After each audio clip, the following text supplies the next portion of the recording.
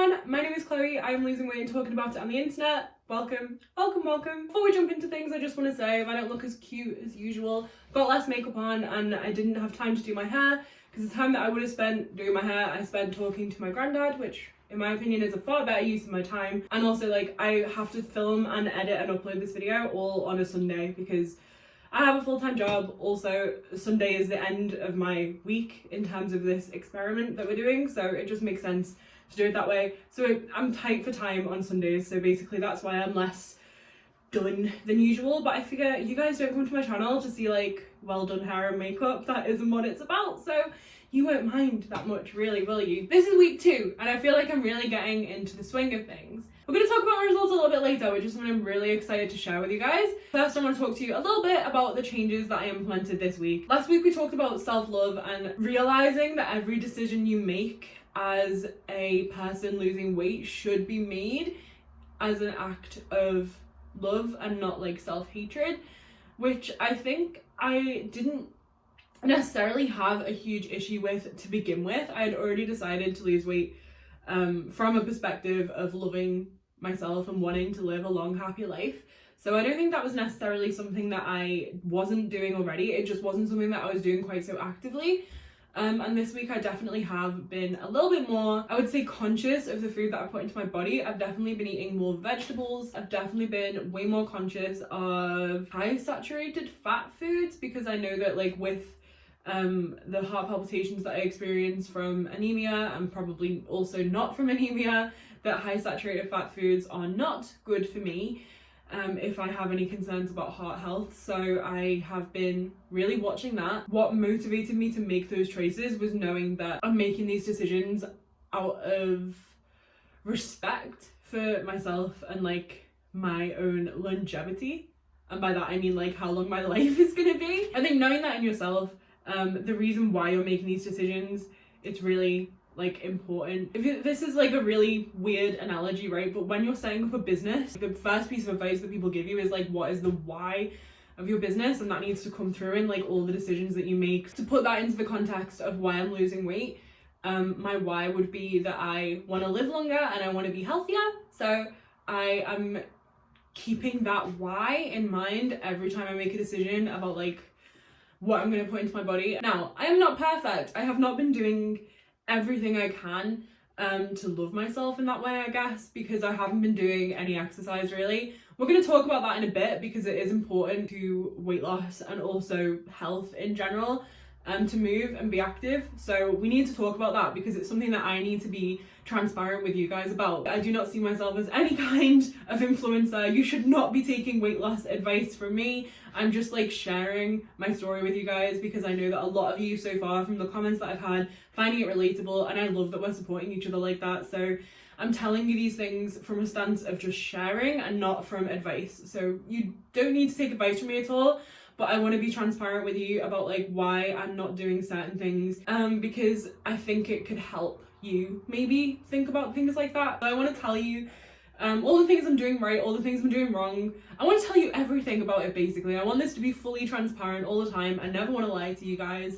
So we are going to talk about it, even though I'm a little bit ashamed and uncomfortable. So things that we implemented, I was focusing more on making decisions for longevity. I also was definitely more conscious this week of actual intake because, as we all know, weight loss is an exact science. Essentially, it is calories in versus calories out. And if you aren't aware of the calories that you are eating, it is very hard to lose weight. Because I was part of the Tumblr Finspo community back in the day, something I'm not very proud of. So because I was part of that and I used to be obsessed with calorie counting back in the day, I am really quite good at estimating calories, like scarily good actually. It was something that I picked up from those days where I was losing weight and counting calories obsessively. However, I wanted to track it just in case on MyFitnessPal and see if I was being completely exact. I also found out this week that I am not eating or wasn't eating the right amount of calories for weight loss, which actually completely mathematically justifies why I only lost half a pound last week, is because I was actually eating 300 to 500 calories more than I needed, which took me right out of a deficit because it was putting me at my base BMR, which is, you know, you need to be in a calorie deficit from your BMR to lose weight, and if you're doing exercise you kind of do need to up it for energy levels or whatever. Let me just quickly explain what a calorie deficit is. I'm sure most of you know what that is, but basically it's eating less calories than you burn in order to lose weight. So my BMR is about 2,100-ish, so I need to eat about 1,500 to 600 in order to lose weight. And if I was doing exercise that put me to like 2,000 calories, I would need to eat 1,300 to 1,500-ish to lose weight. Again, that is not specific advice. You should look it up for yourself and talk to a health professional. We love disclaimers on this channel. I was eating too much because I thought that my BMR was higher. I calculated it incorrectly once before, so I was eating around 1,800 to 2,000 calories, which is basically what I need for maintenance. So that makes perfect sense as to why I only lost half a pound last week. However, now I am eating between 1,500 to 1,600, sometimes a little bit less depending on, you know, how hungry I am. But you want to make sure that you're always eating just around enough to feel full and happy and healthy. And if you're feeling lethargic, you're probably not eating enough. How satiated I feel on that amount of calories is mind-blowing to me, because I used to overeat so massively, and I think it was because I was scared of ever feeling hungry because of what I experienced as a child, which I did talk about in my last video if you do want to go and check that out. So I think that was like partially why I was eating too much. To know now that I can be okay with feeling hungry again for the first time in years is really liberating. The thing is, I always knew that if I felt hungry I could just go and grab some food because I am privileged enough to be able to do that now. But for some reason it wasn't clicking in my head that that was the case, and I was still feeling somewhat terrified to like ever feel hungry, which is not good. So like to get over that was actually initially a little bit scary. I think for the first couple of days I was always terrified that like I was going to still be hungry after it, and like my weight loss was going to fail because I was going to like binge eat or something because I was so scared of being hungry. But that didn't happen. By the way, one binge is never going to ruin anyone's entire progress, but it's still worth noting that like when you are trying to lose weight, the idea of binge eating is a little bit scary. I'm really glad that that didn't happen. I didn't feel the need to binge. I never went to bed hungry. Whenever I did feel hungry I would eat, and I always felt full afterwards, and it was always to the correct calorie intake. Does that make sense? So I didn't go over once this week apart from yesterday. But just before that I want to say that I want to get into tracking my macros, because something that was really interesting to me was how I was over on fat pretty much every day, and I thought of myself as being someone who was like a carbs person. I didn't realize that I was all about the fatty foods. I thought I was a carby person. Turns out I'm not at all, actually. So it's the fat that I need to watch in my diet. So I'm going to be getting into macro tracking, which is going to be interesting and quite the learning curve, I think. I'm excited about it, to be honest. The more I can learn about nutrition, the better. Anyway, last night I went out with a friend for dinner, so I did just allow myself to kind of order whatever I wanted because I knew that it wasn't going to ruin my progress. We shared some mac and cheese and we shared some chicken nuggets. They weren't really chicken nuggets, they were like fancy chicken nuggets, like chicken with seasoning basically. And we each had a burger. I had a grilled chicken burger with salad and some sauces, I think. And I ate like a few of my fries because honestly I was very full. We had shared mac and cheese and then I had like 4 nugs or whatever. Not that the quantity exactly matters, I'm just trying to give you guys a ballpark of how full I get now from various foods. Obviously mac and cheese, the bread from the burger and some fries, it's a lot of like heavy food, way more than I've been used to because I've mainly been eating carbs for breakfast and lunch, and then something a lot less carby for dinner, or like no carbs really. Also, I made the fatal error of getting a milkshake. I'm not even good at drinking milkshakes in the first place. Like I never finish a milkshake. Even like before I started this whole thing, I don't think I've ever once finished a milkshake in my life. I just find them so heavy and thick. But I really, really wanted one. It looked really good. My friend got one and it looked really, really good. So I decided that I wanted to have one after our food. And that was what tipped me over the edge. I have never felt so sick from food in my life. I felt disgusting. As tasty as it was definitely good, would do again, but probably wouldn't eat quite as much and probably wouldn't order a milkshake. I would probably share one. The interesting thing about going out for dinner last night with my friend, she told me when she picked me up that we were going to park quite far from the restaurant because the way the restaurant is in the city centre and she parks a little bit further out for the cheaper parking, which makes perfect sense. So we parked where she usually parks, and I calculated it when I got home, it was a 0.6 mile walk. So last night I walked 1.2 miles, like, just casually. Honestly, when she told me we were parking a bit far away, I already got nervous. I was like, oh God. The idea of like doing any kind of like significant walk with someone with me, I was scared. I was just scared that I was going to be embarrassed. I was scared that I was going to be like in pain, out of breath and sweaty, essentially, is what I was scared of. So my lower back sometimes really hurts when I do like a long walk, or my knees hurt, or my feet hurt. Then we walked to the restaurant. It was fine. It was fine. My back didn't hurt, my feet didn't hurt, my knees didn't hurt. They don't hurt today. We were talking the whole way there. When we got there, I was a little bit sweaty. I had like a sweaty upper lip going on. But it was hot. It was like, well, it's hot for the UK. It was like 17 degrees. That's hot here. We're used to like 8 degrees for most of the year. So that, you know, it was a bit warm. And I was wearing a jacket. I'm making excuses. I've got a lot of flubber, so that's what makes me warm. But yeah, I was scared that it was going to be awful, and it was actually fine. So that's part of my fear of walking and general exercise gone completely, which is great. We erased it by, you know, a simple walk. The way back though was so much worse because we felt so heavy. Even my friend was like, I feel vile. So I think eating any kind of heavy meal before any kind of exercise, even a gentle walk, is never a good idea. So I'll probably never do that again. That brings me to exercise. Like, why haven't I been doing it? Well, you can lose a lot of weight without exercise. It's not ideal because cardio is good for your heart. Strength training is good for your strength, funnily enough. So, you know, it would make perfect sense for me to go and work out sometimes because the main reason for my weight loss is my health, particularly my cardiovascular health, right? We've talked about this. That is why I'm doing this. So like, to not be exercising, it's a bit of a cop out. Like, I really, really do need to work on that because the whole reason for this is to make sure that I am healthy internally. But I will tell you that it has not in any way stunted my weight loss, nor did that big meal last night. And like I've told you, when you eat something like that, it doesn't stop your progress. So don't just give up. It's not the end of the world. Like, just pick yourself up and carry on the next day. Or it might not even be that deep for you. It's not that deep for me. So this week's results, I lost 4.1 pounds.